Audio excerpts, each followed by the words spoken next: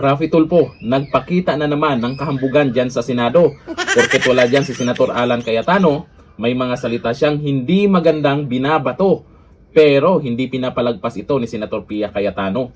Nang nagantihan at nasabihang drama-drama lang, abay, yung Tulfo nyo, nag-iiyak na naman. Ito, panuorin po natin ang sagutan ni Raffy Tulfo at syempre, isa sa magaling na abogado dyan sa Senado, Senator Pia Cayetano. Ito yung video. Balik-balik na po yung staff ko sa office ni Senator Peter Alan Cayetano para kumuha raw ng go signal nang sa gayon yung kanyang mga members ay ma-elect na sa committee ko. And all of them were saying we're more than happy and willing to sign, pero ayaw ni Senator Cayetano, Alan Cayetano. I don't know anong dahilan niya, bakit niya hino-hostage yung pagiging members ng kanyang mga kasamahan sa committee ko. Hino-hostage niya po yung mga LEDAC bills sa kanyang pagtanggi na bigyan ng go signal ang kanyang mga kasamahan sa minority para pumirma. Mr. President, sana makarating to kay Senator Alan Peter Cayetano. Madali niyo naman akong tanungin. Alam niyo naman kapatid ko si Alan, Correct. kung gusto niyo may parating. Huwag na ho kayo magdrama ng mga pa-hostage. Hindi ho tayo ganito dito. Wala ho akong naalalang ganun magsalita dito sa Senate for the 19 years that I've been a senator. Ipusin ko muna yung tawa ko.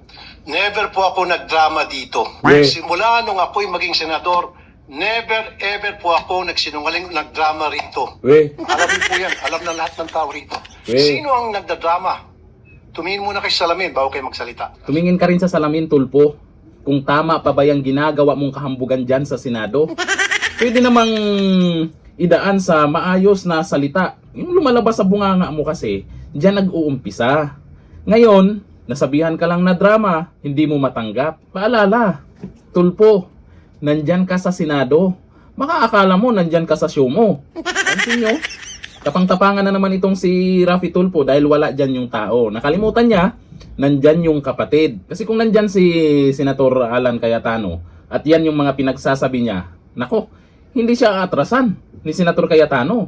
E pagdating sa mga debate, ano bang magagawa nito ni Tulfo? Idadaan lang sa taas ng boses niya, sa kahambugan niya, pero yung laman ng mga salita niya, hindi pwede dyan sa Senado, Tulfo. Ikaw naman yung nag-umpisa, yung salita mong ka agad. Tapos sinabihan ka lang na drama, iiyak ka na. At wala akong nakikitang mga pumabor kay Tulfo dito sa nagkomento sa video yan. Ang sabi dito ni Raquel Buela, dati idol kita Raffy, ngayon never kasi masama pala ang ugali mo. Hindi lang pala kahambugan ng meron nitong si Tulfo, pati yung ugali daw masama. Sabi ni Shirley Medina, pasmado talaga ang bibig ng magkapatid na Tulfo na yan. Sabi ni Imamora, Raffy Tulfo, tingin ka din sa salamin. Kung sino ang magnanakaw, isama mo na rin ang anak at kapatid mo. Ayan lamang ay katanungan, kung sino ang magnanakaw, baka makita mo Tulfo pag humarap ka sa salamin. Tsaka napapansin nyo, sa mga Tulfo ha, dati ang lakas tong mga to. Ang lakas talaga ng mga to kaya naging senador yung mga yan. Pag merong bumanat sa kanila, ay maraming mga tagapagtanggol agad. Yung tinatawag nilang Tulfonatics. Pero ngayon mukhang tameme May Tulfonatics pa ba? Baka nagising na rin sila. Baka isa na rin sila na inaayawan itong mga Tulfo. Idol ko dati yan, lalo na si Raffy Tulfo. Kasi may isang beses na nakapunta ako dyan sa studio nila. Sa labas lang naman, rinig na rinig ko yung boses niya. Talagang matapang talaga yun. Matapang sa away mag-asawa. Ayusin mo yung galaw mo, Tulfo. Yung iba pa naman dyan, gusto itapat ka kay BP Sara. Wala na silang ibang mahanap na paraan. Ikaw yung itapat nila. Nako, paano yan? Habang tumatagal, mukhang nababawasan ang naniniwala at sumusuporta sa mga Tulfo. Pansin nyo, noon sa survey, dumidikit yan kay BP Sara. Ngayon, anyari na.